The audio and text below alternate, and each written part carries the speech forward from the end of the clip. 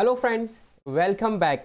आज एक बहुत ही इंपॉर्टेंट टॉपिक हम डिस्कस करने जा रहे हैं, जिसमें हम सीखेंगे कि ये अकाउंटिंग स्टैंडर्ड्स क्या होते हैं, ये इंड एस क्या होते हैं और ये आईएफआरएस क्या होते हैं। ये एक किसी भी अकाउंटिंग कर जो बच्चा कोई भी हो जो अकाउंटेंसी पढ़ता होगा उसको ये चीज़ें पता होनी चाहिए कि अकाउंटिंग स्टैंडर्ड क्या होता है, इंड एस क्या होता है और आईएफआरएस क्या होता है। मेरे दोस्तों, ये बहुत ही इंपॉर्टेंट टॉपिक होने वाला है। प्लीज़ इस वीडियो को पूरा देख लेना, आपको एक होलिस्टिक व्यू मिलेगा, नॉट ओनली कि इंडिया की अकाउंटिंग कैसे होती है बल्कि इंटरनेशनली अकाउंटिंग कैसे होती है। ठीक है दोस्तों, चलो स्टार्ट करते हैं आज का लेक्चर।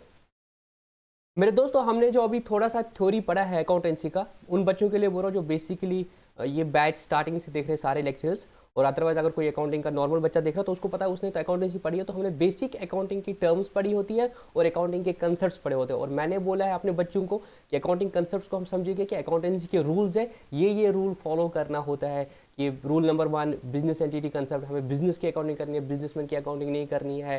कंसिस्टेंसी रखनी है। कंसिस्टेंसी किस में, एक पढ़ा था ना मैं कंसिस्टेंसी कंसेप्ट, कंसिस्टेंसी किस में रखनी है सर? कंसिस्टेंसी रखनी है जो अकाउंटिंग पॉलिसीज आप फॉलो करते हो, जो ट्रांजेक्शन्स को आप इस साल ट्रीटमेंट देते हो अगले साल भी वही ट्रीटमेंट देना है, उसमें कंसिस्टेंसी रहनी चाहिए। ये एक चीज होता है। उससे क्या होगा, आप कंपेयर कर सकते हो फाइनेंशियल स्टेटमेंट्स को। ठीक है ना मेरे दोस्तों, अगर आपने फाइनेंशियल स्टेटमेंट्स में जो अकाउंटिंग पॉलिसीज है सेम तरह की कर दी तो आप उनको कंपेयर कर सकते हो, अगले साल से मुझे प्रॉफिट हुआ है कि लॉस हुआ है, उससे ज़्यादा मैं ग्रो कर रहा हूँ कि नहीं ग्रो कर रहा हूँ।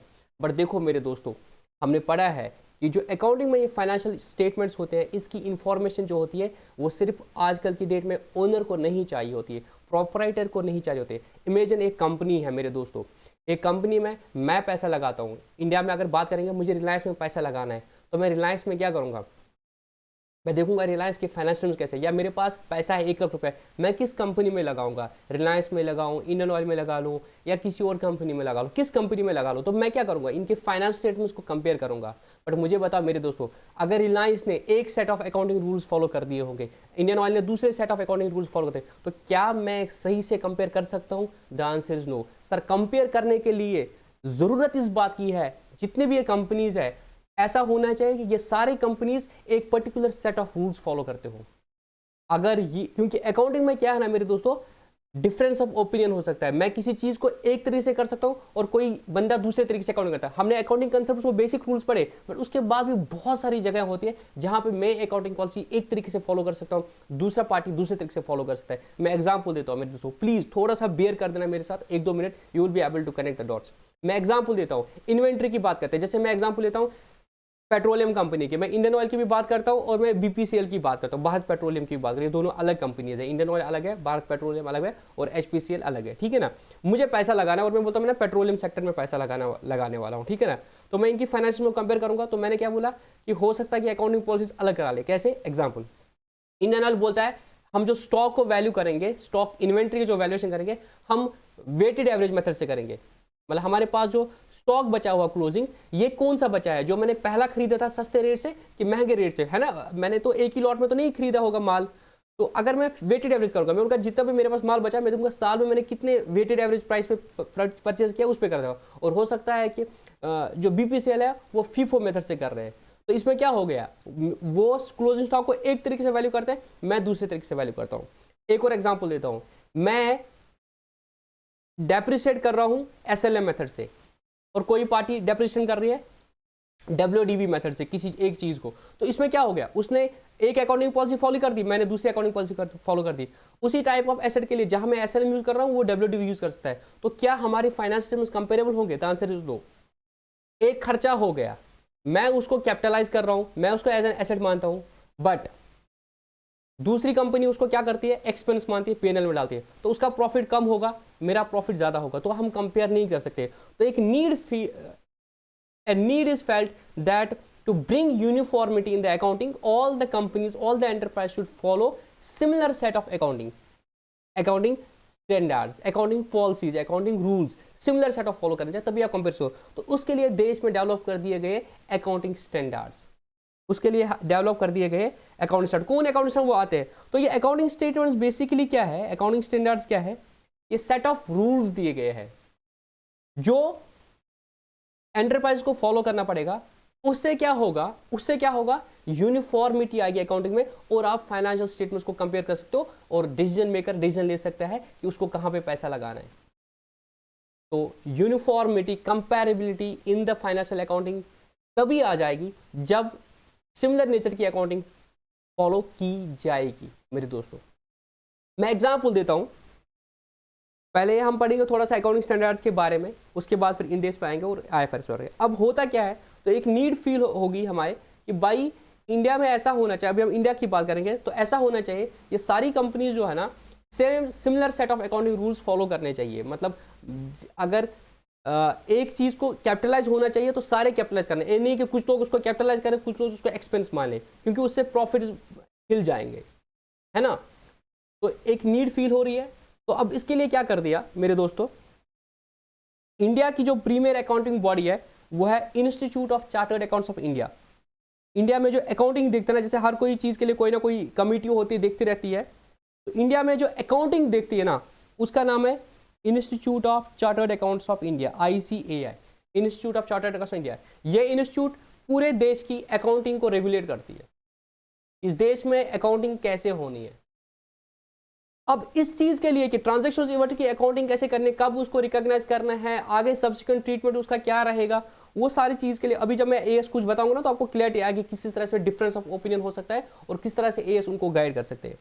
तो institute of chartered accounts of India जो ये स्टैट्यूटरी बॉडी है इंडिया में, institute of chartered accountants act 1949 से ही बना है, और मैं भी इसी का पास आउट हूँ, इसी इंस्टीट्यूट का, और तब जाके हमें डिग्री दी जाती है CA की, तो तभी मैं चार्टर्ड अकाउंटेंट हूँ। तो इन्होंने एक बोर्ड बना दिया जिसका नाम है अकाउंटिंग स्टैंडर्ड बोर्ड। ये बनाया इन्होंने 1977 में।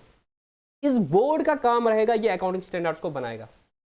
तो ये बोर्ड बेसिकली वो अकाउंटिंग स्टैंडर्ड्स बनाएगा। वो बोलेगा जैसे AS1 है, accounting standard 1, disclosure of accounting policies, ये सारी चीजें फॉलो करनी पड़ेगी उन कंपनीज को जिनके लिए ये AS एप्लीकेबल है। तो वो बोलेगा जितने भी आपने अकाउंटिंग पॉलिसीज अडॉप्ट की है आप उसको डिस्क्लोज करो। फिर वो बोलेगा अकाउंटिंग पॉलिसीज क्या होता है, तो ये उसके बारे में सारा कुछ बता देगा कि अकाउंटिंग पॉलिसीज क्या होती है। तो आपको इनको डिस्क्लोज करना पड़ेगा, कहाँ पे डिस्क्लोज करना पड़ेगा। यूनिफॉर्मिटी लानी ना, हमने एट द एंड क्या गोल है कि सबके फाइनेंस स्टेटमेंट्स हम कंपेयर कर पाए। तो AS1 उन्होंने लाया, डिस्क्लोजर ऑफ अकाउंटिंग पॉलिसीज। फिर ये बोलेगा कि अकाउंटिंग पॉलिसीज को आप क्या चेंज कर सकते हो, हमने पढ़ा था कंसिस्टेंसी है, क्या चेंज कर सकते हो, अगर चेंज कर दिया तो उसका क्या बताना है कि पहले क्या पॉलिसी फॉलो कर, अब क्या पॉलिसी फॉलो कर रहे हो और उससे इंपैक्ट क्या आया।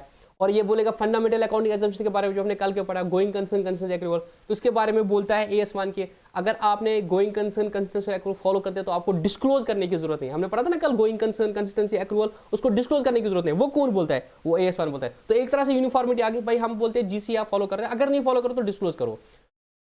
हमारी बात किस तरह से गाइड करता है, जैसे इन्होंने AS2 बनाया, valuation of inventories.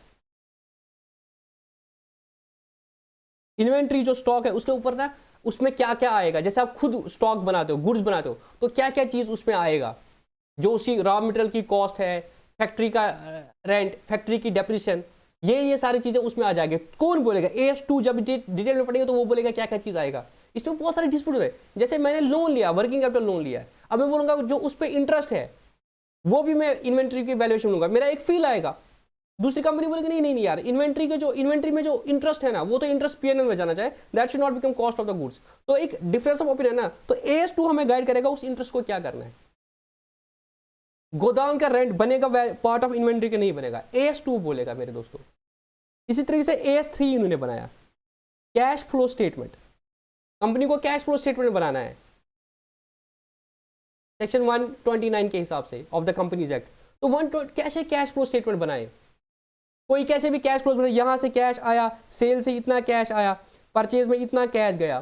Cash flow statement basically बताता है कैश कहां से आया, कैसे गया। अब कोई कंपनी एक तरीके से बनाएगी, कोई कंपनी दूसरे तरीके से बनाएगी, नहीं, AS3 बोलेगा भाई किस फॉर्मेट में बनाना है, किस तरीके से बनाना है कैश फ्लो स्टेटमेंट, ताकि यूनिफॉर्मिटी आएगी। अदरवाइज आप कंपेयर ही नहीं कर पाओगे, भाई उसका पता सिर पैर क्या है, यहां पे आप कंपेयर कर पाओगे जब AS3 आपको बोलेगा। AS4 contingencies and events occurring after the balance sheet date. Contingencies and events occurring after the balance sheet date. अगर बैलेंस शीट डेट बन गई तो अभी तो आप कंपनी में क्या होता है ना, प्रैक्टिकली मेरे दोस्तों, आप 31 मार्च तक की बैलेंस शीट बनाओगे, तो क्या आप 31 मार्च को आपकी बैलेंस शीट रेडी होगी? नहीं, आप उसके बाद आप बहुत टाइम लगता है, लेजर बनाना, ट्रायल बैलेंस बनाना, अकाउंटिंग करना, प्रोविजन करना, वो सारा चीज करना। तो उसमें बात आती है फिर अगर 2 अप्रैल को कुछ हो गया, बट अभी बैलेंस शीट आपने फाइनलाइज नहीं की है, साइन नहीं किया, उसमें होता है कि बैलेंस शीट बोर्ड फिर बाद में साइन वाइन करता है, जो भी होता है कंपनीज में, अभी तक आपने बैलेंस शीट नहीं बनाई है, 31 को शाम को बैलेंस शीट नहीं बनाओगे ना, क्योंकि इन्वेंटरी तो अभी वैल्यू करोगे, क्लोजिंग स्टॉक तो कैलकुलेट करोगे, बाकी चीजें करोगे, डेटर से कंफर्मेशन होगा, वो सब कुछ चलेगा, तो उसमें टाइम लगता है। उस दौरान अगर कुछ हो गया तो क्या पुरानी बैलेंस शीट में उसका इंपैक्ट आएगा कि नहीं आएगा? किसी डेटर के दुकान में आग लगी, वो बैंकरप्ट हो गया, 31 मार्च को भी बैलेंस शीट नहीं बनेगी, तो क्या करोगे? उसको bad debt, provision for bad debt करोगे कि नहीं करोगे? क्या पता चला आपको 15 अप्रैल को वो बैड डेट हो गया, 15 अप्रैल को उसके दुकान में आग लगी, 31 मार्च को उसके लिए प्रोविजन करोगे नहीं करोगे? तो कोई बोलेगा यार करना चाहिए, कोई बोलेगा यार नहीं करना चाहिए। तो there are contingents and events occurring after the balance sheet date ना, तो कौन बोलेगा? AS4 बोलेगा आपको क्या ट्रीटमेंट करना पड़ेगा। जब सारे उसी को फॉलो करेंगे, एस को फॉलो करेंगे, तो देश में क्या आएगी अकाउंटिंग में? यूनिफॉर्मिटी आएगी। सर आई होप आपको समझ आया कि अकाउंटिंग स्टैंडर्ड्स क्या रोल पड़ते हैं। तो institute of chartered accountants of India ने एक बोर्ड बनाया था, इंस्टीट्यूट अकाउंटिंग स्टैंडर्ड्स बोर्ड 1977 में। इस बोर्ड का काम है वो अकाउंटिंग स्टैंडर्ड्स को बनाता है, वो अकाउंटिंग स्टैंडर्ड बना के फिर ICA को देता है, और ICA बोलेगा कि भाई ये अकाउंटिंग स्टैंडर्ड्स है, तो जिनको फॉलो करना है वो कर लो। एक्सेप्ट फॉर कंपनीज में अभी बात कर रहा हूँ, कंपनीज में कुछ और होता है अभी। एक्सेप्ट फॉर कंपनीज ऐसे ही हो जाएगा, वो AS देंगे, तो फिर जैसे टैक्सेशन डिपार्टमेंट है हमारा, CBDT central board of directors, वो बोलेगा कि जितने भी बिजनेस को हम बोल रहे हैं कि उनको अकाउंटिंग बुक्स ऑफ अकाउंट्स बनानी है, वो भी बहुत सारी एंटिटीज को बोलता है बुक्स ऑफ अकाउंट, तो उनको बोलते हैं कि भाई तुम्हें AS फॉलो करना पड़ेगा, जो अकाउंटिंग स्टैंडर्ड बोर्ड ने देते हैं, तो वो एंटरप्राइजेस वहाँ से करेंगे। और बैंक्स भी बोल सकते हैं अगर आपको हमसे लोन लेना है तो आपको फाइनेंस में बनाने, और फाइनेंस में आपको AS के हिसाब से बनाने, तो मोटा मोटी सब लोग फिर इन AS को फॉलो करते हैं, ठीक है ना। तो जो भी CA उन लोगों की बैलेंस शीट बनाएगा, बिजनेस की बैलेंस शीट बनाएगा, तो वे AS को फॉलो करते हैं। तो हमें इन अकाउंट स्टैंडर्ड्स का पता होना चाहिए। आपके सिलेबस में जैसे 11th के बच्चे हैं, आपके सिलेबस में आगे नहीं है, जब आप CA इंटरमीडिएट में आओगे वहाँ पर आपको ये अकाउंटिंग स्टैंडर्ड्स पढ़ने पड़ेंगे। और जो कंप्यूटर एग्जाम के लिए पढ़ते हैं उनको ज़्यादा डेप्थ में अकाउंटिंग स्टैंडर्ड जाना है, बस उनको समझना है ये अकाउंटिंग स्टैंडर्ड्स क्या होते हैं, ठीक है। इसी तरह से इन्होंने दिया था AS1 to AS32 दिया था टोटल अभी तक अकाउंटिंग स्टैंडर्ड बोर्ड ने, AS1 से लेके AS32 दिए थे। उसमें AS8 जो था accounting for research and development, वो खत्म हो गया था क्योंकि वो AS26 से मिक्स कर दिया था। और AS6 था पहले, AS6 होता था डेप्रिसिएशन के लिए, AS6 होता था डेप्रिसिएशन के लिए, और AS10 होता था फिक्स्ड एसेट के लिए। मेरे दोस्तों, AS6 होता था डेप्रिसिएशन के लिए और AS10 होता था फिक्स्ड एसेट के लिए पहले, बट इन्होंने फिर इसको मिक्स कर दिया, AS10 बना दिया और उसका नाम रखा प्रॉपर्टी प्लांट एंड इक्विपमेंट। ये मैं बोलूंगा क्यों बना दिया, उसके भी पीछे लॉजिक है। तो AS6 अब यूज नहीं होगा, AS10 का नाम चेंज कर दिया प्रॉपर्टी प्लांट एंड इक्विपमेंट। तो बेसिकली जो भी बिजनेस अकाउंटिंग कर रहे हैं उनको ये AS फॉलो करने हैं।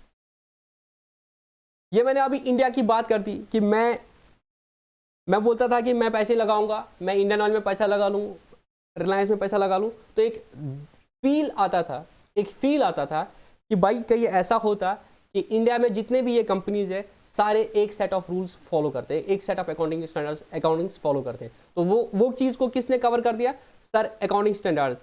देश में ICA ने अकाउंटिंग स्टैंडर्ड्स बनवाए और कंपनी सबको बोलेंगे कि भाई इन अकाउंटिंग स्टैंडर्ड्स को तुम फॉलो करो, सारे उसी हिसाब से फॉलो करेंगे तो एक ही तरीके का ट्रीटमेंट रहेगा। हालांकि उधर भी वो कुछ फ्लेक्सिबिलिटी देता है, बट मोटा मोटी सब ठीक रहेगा। और उन्हें डिस्क्लोजर कर दिया होगा, डिस्क्लोजर अकाउंटिंग पॉलिसी, तो आप डिसीजन ले सकते हो भाई उन्होंने ये अकाउंटिंग पॉलिसी ली है, उन्होंने वो अकाउंटिंग पॉलिसी ली है, तो बट मोटा मोटी गाइड हो गया, यूनिफॉर्मिटी आ गई। बिल्कुल ठीक है सर, हाँ इंडिया में तो हमें समझ आया सारे AS फॉलो करेंगे तो फिर जाकर यूनिफॉर्मिटी आएगी। But the times have changed, now we are living in the world of LPG। Sir LPG cylinder जो आता है, नहीं, लिबरलाइजेशन, प्राइवेटाइजेशन और globalisation, we are living in the global world जहां पे बाउंड्रीज खत्म हो गई है। और आज की डेट में फॉरेनर्स भी इंडिया के कंपनी में पैसा लगाते हैं। आपने सुना होगा बहुत चीजों चर्चा में चलता है, FDI, फॉरेन डायरेक्ट इन्वेस्टमेंट। क्या फॉरेनर्स इंडिया की कंपनीज में पैसा लगा सकते हैं? नहीं से यहाँ पे डील कर सकते। तो द आंसर इज यस। अब तो गवर्नमेंट ने हर सेक्टर में खोल दिया, इंक्लूडिंग डिफेंस में भी वो लगा सकते हैं पैसा, फॉरेनर्स पैसा लगा सकते हैं। अब मुझे बता दो मेरे दोस्तों, मैं प्रैक्टिकली अपना बताता हूं। कुछ दिन पहले मेरे दोस्तों, मैंने सोचा कि मैं, आप लोगों को हो सकता है हैरानगी होगी, बट ये दिस इज अ फैक्ट। मुझे जस्ट ख्याल आया कि मैं यार फेसबुक यूज़ करता हूँ, या सारे दोस्त लोग फेसबुक यूज़ करते हैं, इंस्टाग्राम यूज़ करते हैं, है ना, व्हाट्सअप यूज़ करते हैं। Do we pay anything for these? नहीं सर, हमने तो फेसबुक के लिए कोई फ़ी नहीं भरी है, बस इंटरनेट पैक होना चाहिए, फेसबुक में अकाउंट बनाओ, दोस्तों का भी बना के रखा है, देखते हैं। Remember, if you are not using the product, you are the product. Facebook आपसे कमाता है। कैसे कमाता है? आपको एडवर्टीजमेंट दिखाता है, वो आपके एडवर्टीज से पैसा लेता है। मेरे जहन में ख्याल आया, मैं मुद्दे पे आ जाता हूँ, मेरे जहन में ख्याल आया कि यार मैं ना फेसबुक में पैसा लगाऊंगा। आपको पता है ना, कंपनीज में आप पैसा लगा सकते हो, उनके शेयर की वैल्यू बढ़ेगी, तो आपके पास जो शेयर है उसका वैल्यू बढ़ेगा। मेरी एक चैनल है जो, उस पर अभी मैंने वीडियोस नहीं डाले, मैं उस पर भी वीडियो चलाना स्टार्ट करूँगा, जिसमें लोगों को सिखाऊंगा कि आप शेयर्स में कैसे इन्वेस्ट कर सकते हो, वहाँ से कैसे पैसे कमा सकते हो। वो भी जल्दी आएगा, क्योंकि फाइनेंशियल लिटरेसी बहुत इंपॉर्टेंट है। अब मैं मुद्दे पे आता हूँ। तो आप उस कंपनी का शेयर खरीदोगे तो आपको फायदा हो सकता है, वो कंपनी बढ़ेगी तो वो शेयर का वैल्यू बढ़ेगा, क्योंकि कंपनी को पैसे चाहिए तो वो लोगों को शेयर देंगे, वहाँ से उनका पैसा आएगा। वो आपको अलग से समझ आएगा उस लेक्चर में। बट प्रॉब्लम है, फेसबुक अमेरिकन कंपनी है, तो मैं अमेरिका के शेयर कैसे अमेरिका में कैसे शेयर खरीदूंगा? बट ऐसे एवेन्यूज है आज की डेट में, आप अमेरिकन कंपनी के शेयर भी खरीद सकते हो। अब अमेरिका में वो कैसे अकाउंटिंग करते हैं? उनका तो अपना अकाउंटिंग स्टैंडर्ड्स होगा ना। जैसे इंडिया में हमने तो प्लग कर दिया इस इश्यू को, इंडिया में अकाउंटिंग स्टैंडर्ड्स बोर्ड ने, आईसीए के अकाउंटिंग बोर्ड ने अकाउंटिंग स्टैंडर्ड बना दिए, तो अपने हिसाब से कंट्री की इकोनॉमी जिस तरह से चलता है उस हिसाब से उन्होंने रूल्स बना दिए कि भाई इसको ऐसे करेंगे, इसको ऐसे करेंगे। बट फेसबुक, वहाँ हो सकता है अमेरिका में कुछ और चीज़ है, यहाँ जिस चीज़ को एसेट मानते होंगे वहाँ पे वो एक्सपेंस मानते होंगे, यहाँ जिस चीज़ को लॉन्ग टर्म लाइबिलिटी मांगते होंगे वहाँ पे वो करंट लाइबिलिटी बोलते होंगे, यहाँ जिस चीज़ को कैपिटल मांगते होंगे वहाँ वो लाइबिलिटीज मांगते होंगे। मैं एक एग्जाम्पल देता हूँ, जैसे जैसे प्रेफरेंस डिविडेंड है, प्रेफरेंस शेयर है, इंडिया में प्रेफरेंस शेयर्स को पार्ट ऑफ कैपिटल मानते हैं, और अमेरिका में प्रेफरेंस शेयर्स को लाइबिलिटी मानते हैं। वो आप आगे समझाओगे। तो वो तो अपने हिसाब से अकाउंटिंग करते हैं। हम जिस चीज़ को इंडिया में एसेट बोलते हैं, न्यूजीलैंड वाले बोलते हैं नहीं भाई ये एक्सपेंस है, वो गोइंग कंसर्न को फॉलो ही नहीं करते। तो आप उसकी कंपनी को एनालाइज कर सकते हो, जिसने आपने सारी चीज़ एसेट दिखाए, उसने वो सारी चीज़ें एक्सपेंस दिखा दी है, उनका तो प्रॉफिट कम होगा, आप बोलोगे नहीं नहीं ये ठीक नहीं है। बट विच अगर वो उसी हिसाब से अकाउंटिंग करते जिस हिसाब से इंडिया वाले अकाउंटिंग करते तो उसका प्रॉफिट ज़्यादा होता, आप बोलते हाँ ये तो अच्छा है इंडिया कंपनी से, मैं तो यहाँ पे पैसे शेयर लगाऊंगा। तो एक फील आ रहा है ना मेरे दोस्तों, वहां पे वो कंपनीज हर कंट्रीज में उनके अपने अपने अकाउंटिंग स्टैंडर्ड्स है, वो अपने अपने हिसाब से बनाते हैं। तो अगर आप ग्लोबली पैसा लगाना चाहते हो किसी कंपनी में, ग्लोबल इन्वेस्टर बनना चाहते हो, तो आप नहीं लगा सकते हो, आप कंपेयर नहीं कर सकते हो। इस तरह से वहां से लोग इंडिया में पैसा लगाना चाहते हैं। मोदी जी जाते हैं बाहर इतने सारे देशों में, क्यों? आप इंडिया में आके पैसा लगा लो। अभी जैसे कश्मीर के बारे में आपने पढ़ा, इन्वेस्टर समिट हुआ था, तो इमार ग्रुप जो है दुबई का, उन्होंने बोला कि हम श्रीनगर में पैसा लगाएंगे। अगर श्रीनगर में किसी कंपनी से टाई अप करेंगे, ऐसा कुछ करेंगे, किसी कंपनी को खरीदेंगे, तो वो सही से उसकी वैल्यूएशन नहीं कर सकते जब तक वो यहाँ की अकाउंटिंग ना समझ ले, क्योंकि उनके तरीके से अकाउंटिंग दूसरे तरीके से बनती होगी। यहां पे तो एक फील आ रहा है कि ग्लोबली भी ऐसा होता कि सारे कंट्रीज के सारी कंपनी जो है एक set of accounting standards follow करते हैं। एट द एंड तो अकाउंटिंग ही है ना, जैसे हम अकाउंटिंग करेंगे वैसे वो करे। तो उसके लिए भी इंटरनेशनल अकाउंटिंग स्टैंडर्ड बोर्ड बनाया था। जैसे इंडिया में अकाउंटिंग स्टैंडर्ड बोर्ड है, internationally international accounting standard committee बनाई गई, जिसमें जैसे इंडिया में अकाउंटिंग की जो प्रीमियर अकाउंटिंग बॉडी है, इंडिया में जो प्रीमियर अकाउंटिंग बॉडी है वो है कौन सा?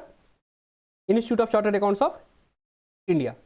इंडिया में है institute of chartered accounts of India. इसी तरह से इंग्लैंड में है institute of chartered accounts of England and Wales. Canada में institute of chartered accounts of Canada. इस तरह से हर कंट्री की अपनी चार्टर्ड अकाउंट्स एसोसिएशन है, अकाउंटिंग बॉडीज है। तो इन सब ने मिला के एक इंटरनेशनल कमिटी बना दी, जैसे सब कंट्रीज ने मिला के यूनाइटेड नेशंस बना दिया। तो अकाउंटिंग बॉडीज ने सब ने मिला के बना दिया इंटरनेशनल अकाउंटिंग स्टैंडर्ड कमिटी। तो इसमें सारी कंट्रीज, अराउंड 75 कंट्रीज के अकाउंटिंग बॉडीज मिल गई। उन्होंने बोला कि भाई हम we will develop international accounting standards, और उसका उन्होंने नाम रखा, उसका मेरे दोस्तों उन्होंने नाम रखा international financial reporting standards, IFRS। तो मेरे दोस्तों क्या मैं बोलना चाहता हूं यहां पे कि ग्लोबली जो अकाउंटिंग स्टैंडर्ड्स बना गए, किसने? इंटरनेशनल अकाउंटिंग स्टैंडर्ड कमेटी ने। तो इस इंटरनेशनल अकाउंटिंग स्टैंडर्ड कमेटी ने एक बोर्ड बना दिया, इंटरनेशनल अकाउंटिंग स्टैंडर्ड। अच्छा, उसी का नाम है इंटरनेशनल अकाउंटिंग स्टैंडर्ड कमेटी का जो नाम है अभी इंटरनेशनल अकाउंटिंग स्टैंडर्ड बोर्ड। तो इसमें ये सारी कंट्रीज के जो अकाउंटिंग बॉडीज है ये उसके मेंबर्स है, तो इनके सारे जो बंदे हैं काबिल लोग हैं उसमें मिले हैं और ये बनाते हैं इंटरनेशनल अकाउंटिंग स्टैंडर्ड्स। उसका नाम जो है इंटरनेशनल फाइनेंशियल रिपोर्टिंग स्टैंडर्ड्स रखा गया। तो आपको समझ आया, अकाउंटिंग स्टैंडर्ड जो है खाली अकाउंटिंग स्टैंडर्ड्स वो इशू करता है accounting standard board of ICAI in India, और IFRS international accounting standard board issue करता है IFRS international financial reporting standards. अब जो कंट्री आईएफआरएस को अडॉप्ट करेगी, जो कंट्री आईएफआरएस को अडॉप्ट करेगी, जैसे इंडिया ने आईएफआरएस को सपोज अडॉप्ट कर दिया, तो इंडिया अब एएस फॉलो नहीं करेगा, इंडिया में क्या फॉलो किया जाएगा? आईएफआरएस। और न्यूजीलैंड ने भी सपोज आईएफआरएस को अडॉप्ट कर दिया, तो न्यूजीलैंड वाले भी बनाएंगे आईएफआरएस के हिसाब से, मतलब IFRS sir international accounting standards, ऐसे आप याद रखो। जब वो सारे उस हिसाब से बनाएंगे तो आपको नहीं लगता यूनिफॉर्मिटी आएगी? जो यूनिफॉर्मिटी हम देश लेवल पे अभी हो रही थी वो इंटरनेशनल हो जाएगी। तो आप सबको कंपेयर कर, अब यहां से फेसबुक का ले लो और यहां से आप टेस्ला का ले लो, यहां से आप इंडिया में रिलायंस का ले लो, जियो का ले लो, आप यू कैन इजिली कंपेयर कि भाई कौन अच्छा प्रॉफिट कमा रहा है। बस उसके जो डॉलर में है उसको आईएनआर में कन्वर्ट करो, एक्सचेंज रेट लगा के, ये एक्सचेंज रेट आईएनआर में आप कंपेयर करो, अच्छा इसका सेल इतना, इसका सेल इतना, इसका प्रॉफिट इतना, इसका प्रॉफिट इतना, भाई मैं तो इसमें लगा लूंगा, मैं तो इसमें लगा लूंगा। कब? जब उसके पीछे अकाउंटिंग पॉलिसीज, अकाउंटिंग के रूल्स सेम होंगे। वो कब हो गया? जब सारे लोग आईएफआरएस फॉलो करेंगे। तो जिस तरह से ग्लोबलाइजेशन बढ़ती जा रही है, एट द एंड सारी कंट्रीज फॉलो करेंगे IFRS international financial reporting standards. एक और होता है, मैं इसमें नोट कर लेता हूं, एक और होता है, अभी इंडेक्स मैंने बोला नहीं, द गेम इज अभी पार्टी अभी बाकी है मेरे दोस्तों। इंडेक्स इज बहुत अच्छा कंसेप्ट है, तो इसमें एक और मैं डालूंगा बीच में, यूएस गैप। अकाउंटिंग स्टैंडर्ड्स क्या है सर? जो इंडिया में एएसबी बनाएगा, आईएफआरएस जो इंटरनेशनल अकाउंटिंग स्टैंडर्ड वो बनाएगा ग्लोबली। सर यूएस गैप क्या है? यूएस जो है ना, यूनाइटेड स्टेट्स, वो अपने आप को समझता है बुचुस खबर कुछ बलाई। वो बोलता है मैं आईएफआरएस का, मैं इंटरनेशनल अकाउंटिंग स्टैंडर्ड बोर्ड का मेंबर नहीं बनूंगा। उसको अपनी ईगो है, भाई मैं जो बोलूंगा ना पूरे दुनिया में वही होना चाहिए। उसने बोला मेरे है यूएस गैप, हम इसी हिसाब से बनाएंगे, तुम्हें मानना है नहीं मानना है जो भी करना है। US gap, US generally accepted accounting principles, इसको है कि मैं खुद अलग बनूंगा। ये आईएफआरएस का मेंबर नहीं है, मतलब आईएएसपी का मेंबर नहीं है। वो बोलता है मैं अपने हिसाब से करूंगा। बाकी कंट्रीज बोला यार तू कर ले अपने हिसाब से, तुम तो बड़ा आदमी है, हम गरीब लोग हैं, हम अपने हिसाब से करेंगे। बाकी भी गरीब नहीं है, यूके वाले सब, इंडिया ये सब उससे मिले हुए हैं आईएफआरएस से। तो यूएस गैप भी एक होता है, ठीक है ना, उसमें कुछ ज़्यादा खास है नहीं। तो इसके अपने अकाउंटिंग स्टैंडर्ड्स है। हम बात कर रहे हैं अभी कि हमें बाकी सारे देशों से डील करना है, तो एएस हम बनाएंगे, आईएफआरएस ग्लोबली बनेगा। At the end our goal is, जो अभी इंडिया में एएस फॉलो कर रहे थे, हमें एट द एंड आईएफआरएस पे पहुंचना है, इंटरनेशनल फाइनेंशियल रिपोर्टिंग स्टैंडर्ड्स पे। आईएफआरएस भी ऐसे अकाउंटिंग स्टैंडर्ड इंटरनेशनल लेवल पर, भाई इसको कैसे करेंगे, उसको कैसे करेंगे। जो इंडिया में बोलते हैं ऐसे, इंटरनेशनली इस चीज को कैसे करेंगे, इंटरनेशनल व्यू से देखा जाएगा। बट द प्रॉब्लम इज मेरे दोस्तों, आईएफआरएस जो है ना, आईएफआरएस जो है इंटरनेशनल फाइनेंशियल, वो ग्लोबली सारे लोग, कंट्रीज के अकाउंटिंग बॉडीज जो उनका राय देके बना दिया गया है। इंडिया में जब हमने एएस बनाया है ना, अकाउंटिंग स्टैंडर्ड बोर्ड जो होता है वो ऐसे नहीं बनता है। अकाउंटिंग स्टैंडर्ड बोर्ड में चार्टर्ड अकाउंट्स, बाकी चीजें, इंडस्ट्री के बंदे रहते हैं, जिन लोगों को ये फॉलो करना है, जिन बिजनेस को ये फॉलो करना है, बैंक्स, ये सारे चीज, ये सारे रहते हैं मेरे दोस्तों। तो फिर एक ड्राफ्ट एएस बनाया जाता है सपोज, तो फिर इंडस्ट्री में वो शेयर किया जाता है प्रोफेशनल्स के साथ, बिजनेस के साथ, फिर उनके रिव्यूज आते हैं। जब सब कुछ ठीक होता है फिर जाके वो फाइनल किया जाता है। पहले क्या होता था, कंपनीज भी एएस ही फॉलो करती थी इंडिया में। तो क्या होता था, ये अकाउंटिंग स्टैंडर्ड जो बनाए होते थे कंपनीज के लिए, इंडिया में रेगुलेशन जो होती है, कंपनीज को इंडिया में कौन रेगुलेट करता है, ये एडिशनल इंफॉर्मेशन है आपके लिए, MCA, ministry of corporate affairs of India. जो कंपनीज ऑपरेट था उसमें लोगों का पैसा लगता है। अभी आप जब आगे आगे जो आपको समझ आएगा कंपनी में कैसे लोगों का पैसा वैसा लगता है। Ministry of corporate affairs of India regulate करता है कंपनीज को। तो वो कंपनीज में क्योंकि लोगों का पैसा लगता है तो उसमें अकाउंटिंग करेक्ट होना बहुत इंपॉर्टेंट है, क्योंकि लोगों का पैसा है, वहाँ पे वो लोग खेल सकते हैं। वहाँ की मैनेजमेंट अलग है, पैसा हमारा लगा होता है लोगों का पैसा। जैसे रिलायंस है, सारे शेयर थोड़ी दूरबाई ये मुकेश अंबानी के अपने हैं, उसके तो 40% या कुछ होंगे, बाकी तो लोगों के वहाँ पे पैसे। तो अगर वो कुछ भी वहाँ पे अकाउंटिंग करेंगे तो वो तो लूट लेंगे, हमें बोलेंगे प्रॉफिट है नहीं। तो उसके पीछे मिनिस्ट्री ऑफ कॉर्पोरेट अफेयर्स रहता है, गवर्नमेंट रहती है उसके पीछे, तो protect the people, to protect the investors. ठीक है ना, गवर्नमेंट के बहुत सारे काम होते हैं, तभी तो टैक्स वैक्स लेते हैं सब कुछ।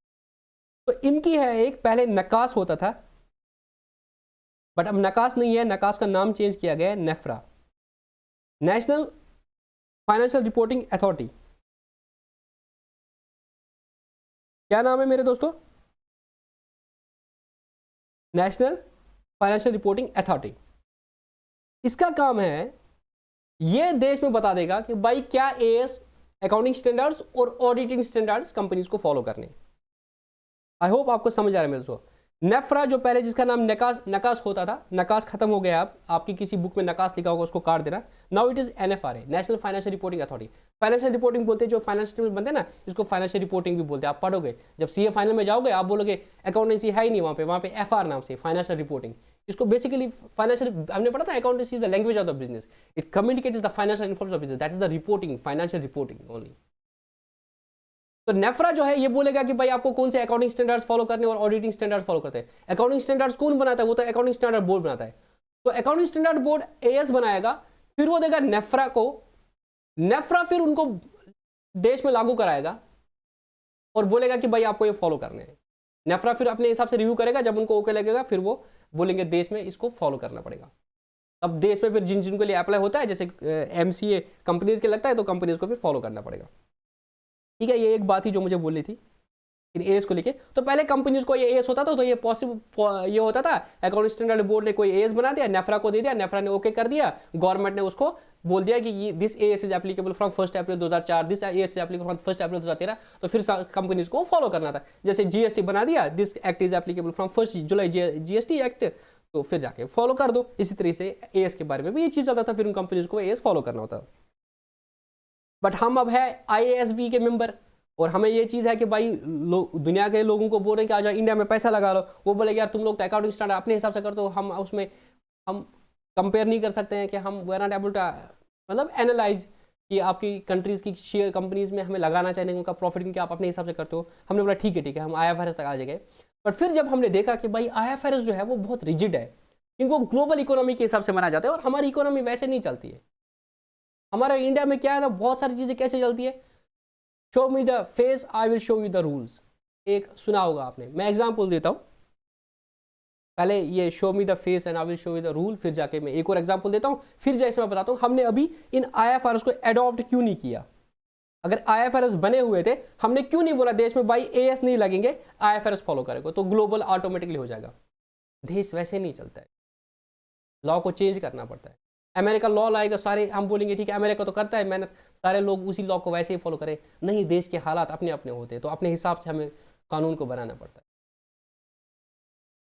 अब वो पहले एग्जांपल देता हूँ, show me the face and I will show the rules. Bank में जाते हैं ना लोन लेने, तो उसके लिए चाहिए बैलेंस शीट। पर प्रैक्टिकली पता क्या होता है, मैनेजर देखता है ये बंदा ओके है ना, फिर डॉक्यूमेंट उतना मैटर नहीं करता है, डॉक्यूमेंट ही रहता है। थोड़ा और एग्जांपल देता हूँ आपके लेवल पे, या थोड़ा आप ज़्यादा कोरिलेट कर पाओगे।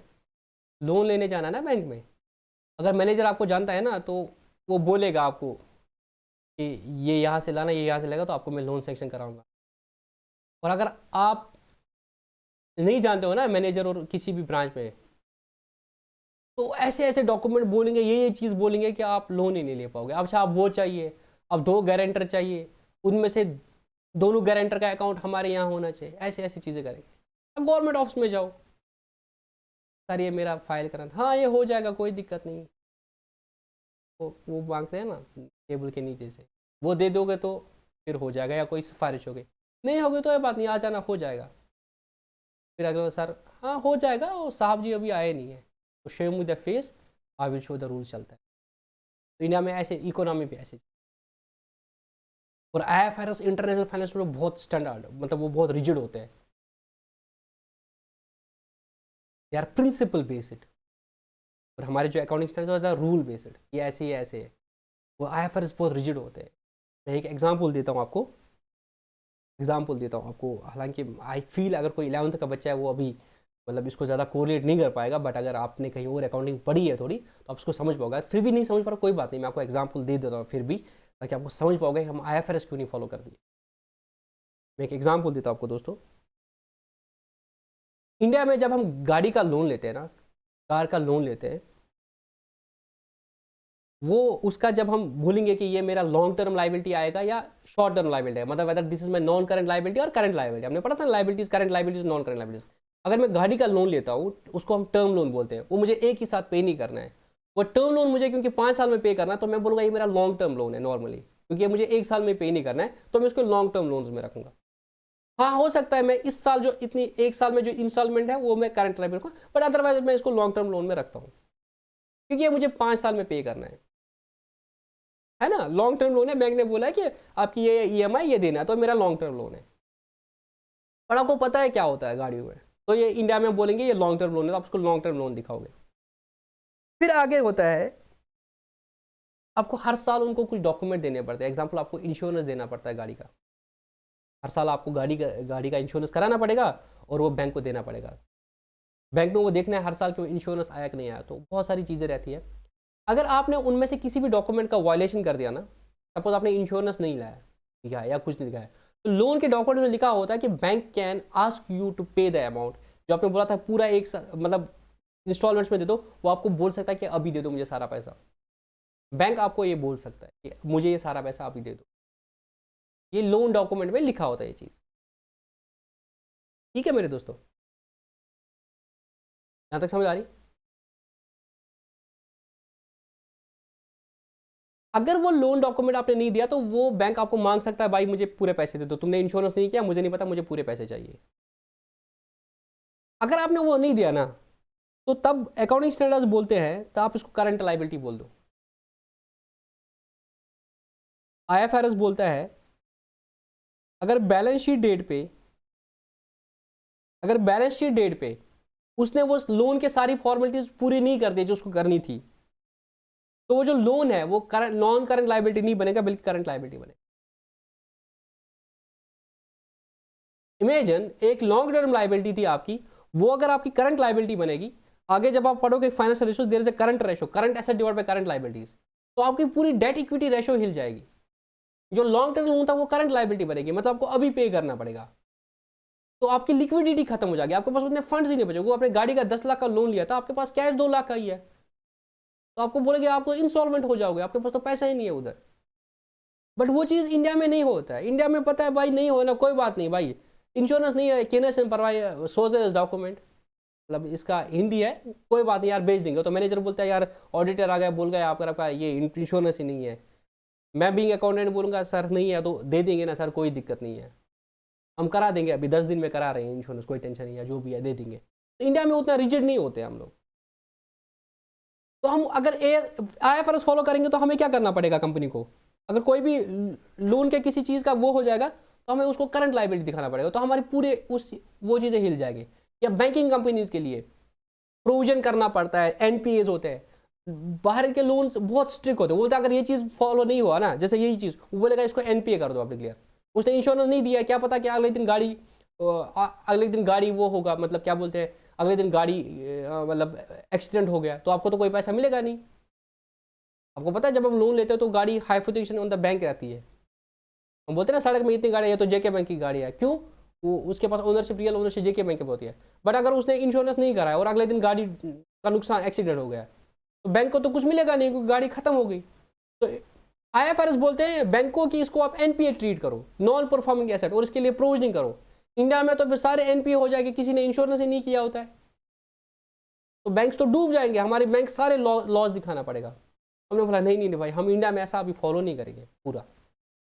तो हमने क्या किया, अकाउंटिंग स्टैंडर्ड्स हमारे थे अपने इकोनॉमिक्स से, आईएफआरएस ग्लोबली, तो हमने बीच का रास्ता निकाल दिया। हमने मेरे दोस्तों बीच का रास्ता निकाल दिया, हमने लाई इंडियस। तो what we have done basically in India,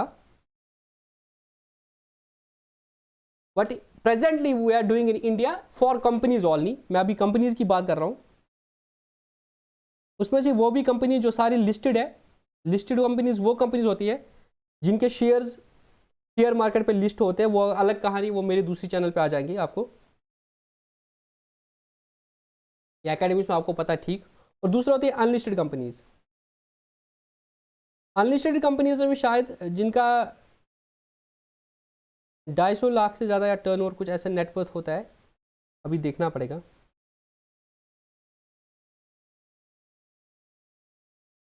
एक मिनट।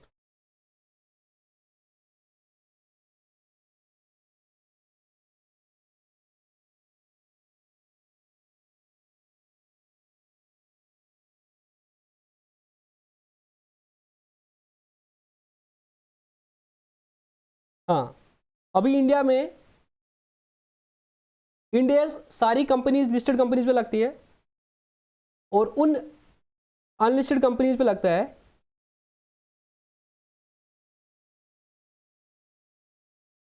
जिनका जो क्या बोलते हैं 250 करोड़ से ज़्यादा उनकी नेटवर्थ है,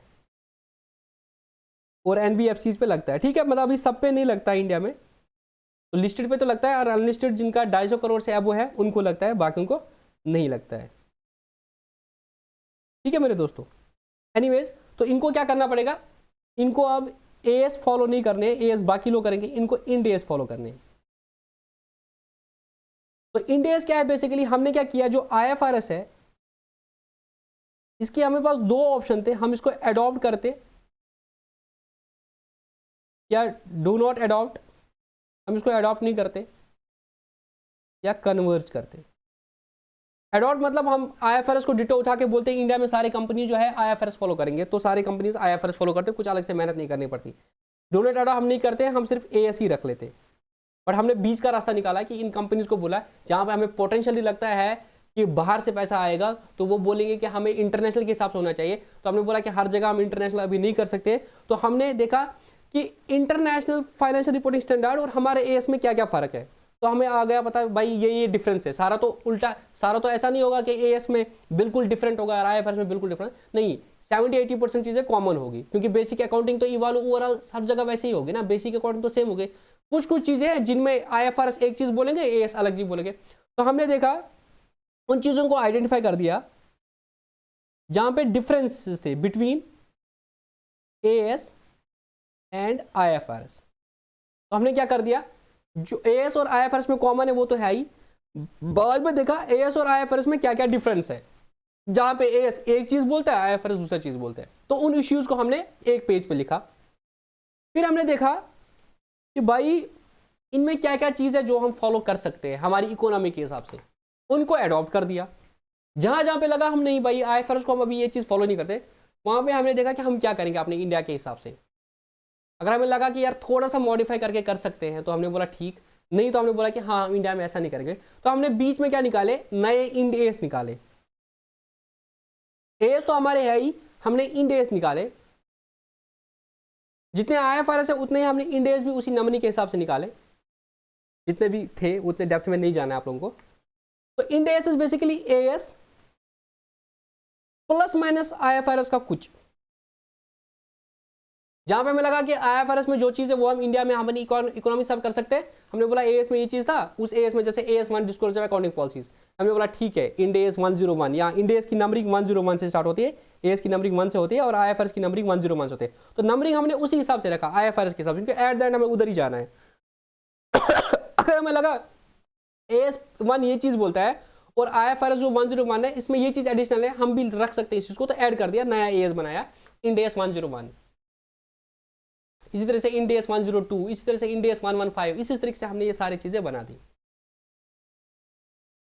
जैसे इंड एएस 11, इंड एएस 116, एक मिनट,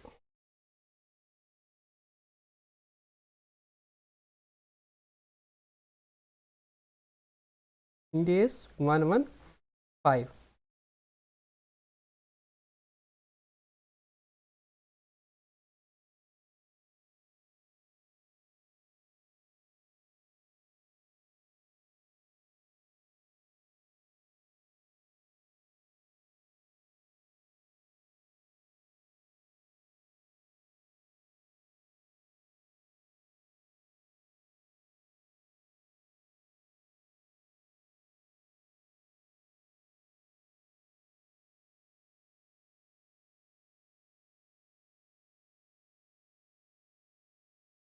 हाँ इसके साथ इंड एएस 16 है, देखना पड़ेगा इसका। इंडिया 16 दिखा रहा है। प्रॉपर्टी प्लांट एंड इक्विपमेंट ये हमने रख लिया, ठीक है ना। इंडेस 16 दिखा रहा है, 116 मेरे हिसाब से 116 था, इंडेस 16 दिखा रहा है। अभी मुझे भी देखना पड़ेगा क्योंकि इंडेस मैंने भी उतना डिटेल में नहीं पढ़े हैं।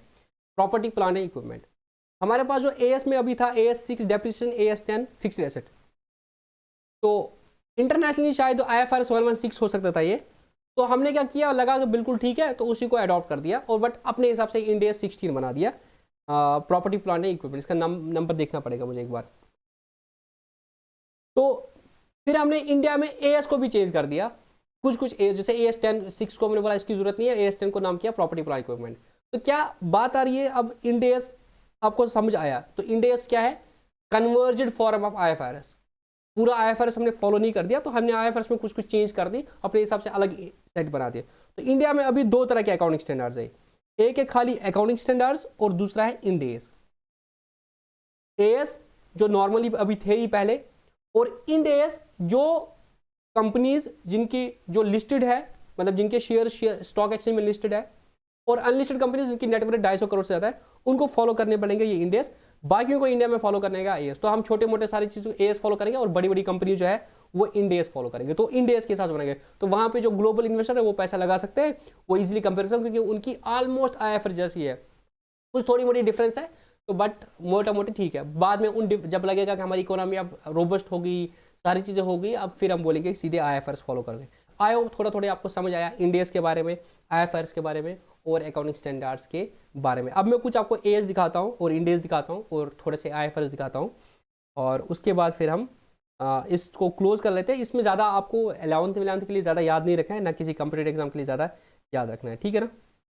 अब मैं थोड़ा आपको बुक से पढ़ाता हूँ थोड़ा सा।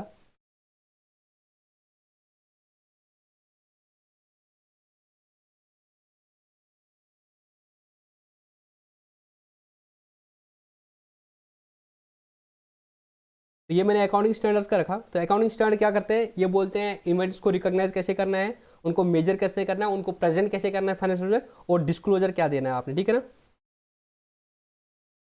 ये बुक आपको मांगनी नहीं है मुझे, तो कमेंट्स में नहीं लिखना कि ये सारी बुक दे दो, ये CA की बुक है तो आपको नहीं चाहिए। तो यहाँ पे थोड़ा जूम करता हूँ मैं। The institute of chartered accountants India being a premier accounting body in the country took upon itself the leadership role by constituting the Accounting Standard Board in 1977. The ICS significant in setting in the setting and issuing procedure for accounting standards to ensure that the standard setting procedure is fully conciliatory and transparent. तो ASB क्या करता है, ये IFRS को देखता ही देखता है, but उसको अपने इंडियन हिसाब के बनाता है। अब कुछ AS दिखाता हूँ मैं आपको। जैसे AS1 बोलेगा हमें कि अकाउंटिंग पॉलिसीज को कैसे डिस्क्लोज करना है, AS2 बोलेगा इन्वेंट्रीज को वैल्यू कैसे करना है, ये फिर रिवाइज भी होते हैं जब कुछ थोड़ा और इन्फॉर्मेशन मिलता है। AS3 कैश फ्लो स्टेटमेंट के बारे में, रेवेन्यू कैसे रिकॉग्नाइज करना है। AS9 बोलेगा प्रॉपर्टी प्लांट एंड इक्विपमेंट को आप कैसे मेजर करना है, फिक्स्ड एसेट जो हम बोलते हैं कितने पे कैपिटलाइज करना है, क्या चीज़ है। खुद से अगर कैपिटल एसेट बनाओगे, अगर आप खुद से बिल्डिंग बनाओगे तो कितना उस पर पार्ट में बिल्डिंग में कॉस्ट में जाएगा, कितना इंटरेस्ट PNL में जाएगा, वो सारा चीज़ बोलेगा। गवर्नमेंट ग्रांट अगर आप मिलेगी तो कैसे अकाउंटिंग करोगे, इन्वेस्टमेंट अगर आपके पास है तो कैसे अकाउंटिंग करोगे, एमएलगेमेशन अगर हुआ तो कैसे अकाउंटिंग करोगे, ये AS है, ठीक है ना। ये सारी चीज़ें AS29 तक है। AS30, 31, 32 शायद अब डिलीट हो गए क्योंकि वो इंडेस आ गए उसमें। ये था AS के बारे में। उसके बाद फिर IFRS के बारे में था, international financial reporting standards as global standards. जिसमें इंडेस इनने बनाए हैं। हाँ, इंडेस में कुछ नाम, सॉरी अब मुझे याद रहा, कुछ इनने रखा है उसी IFRS के हिसाब से 101 सीरीज के, और कुछ AS रखे हैं नंबर 1 2 3 4 के हिसाब से। जैसे AS1 इंडेस 1 रखा है इनने, मैंने गलत बोला था, 1 पे 101 की सीरीज में रखा था। इंडेस 1 इज प्रेजेंटेशन ऑफ फाइनेंशियल, तो अभी नंबरिंग ऐसी रखी है, कुछ नंबरिंग जो हमने वैसे रखी है IFRS के हिसाब से, जैसे 101 102 जो हम वहाँ से कर रहे हैं, ठीक है ना, या कुछ एडिशनल चीज़ें जैसे वो AS थे उसी हिसाब से अभी भी यहाँ पे नंबरिंग हुई, मैंने वहाँ पे गलत बोला है, बट थोड़े थोड़े नंबरिंग कुछ चेंज है। जैसे AS1 वहाँ पे था डिस्क्लोजर अकाउंटिंग पॉलिसी, यहाँ पर है प्रेजेंटेशन ऑफ फाइनेंशियल। 2 इन्वेंट्रीज था, यहाँ पे भी है। कैश फ्लो स्टेटमेंट वहाँ पे 3 था, यहाँ पे 7 है। जैसे 16 वहाँ पे AS10 है प्रॉपर्टी प्लान इक्विपमेंट, यहाँ पे है इंडेस 16 प्रॉपर्टी प्लान। ये इस तरह से ये सारे हैं। तो ये आपके सिलेबस में तो है नहीं ना, आपको ये याद रखने की जरूरत है। किसी भी कंप्यूटर एग्जाम के लिए भी आपको याद रखने की जरूरत नहीं है। बेसिक कंप्यूटर एग्जाम के लिए आपको ये याद रखने की, जैसे GK SSB, उनको ये याद रखने की जरूरत नहीं है। बट आई होप थोड़ा आपको इंडेस समझ आया। मैं इसको पढ़ता हूँ, what are IndAS. Ind AS Indian accounting standards are the international financial reporting standards convergence standards issued by the central government of India under the supervision of the control of accounting and control of accounting standard board of ICAI in concert with the NACAS. अब NACAS नहीं रहा मेरे दोस्तों, इन्होंने change नहीं किया. Now the authority is NAFRA, National Financial Reporting Authority.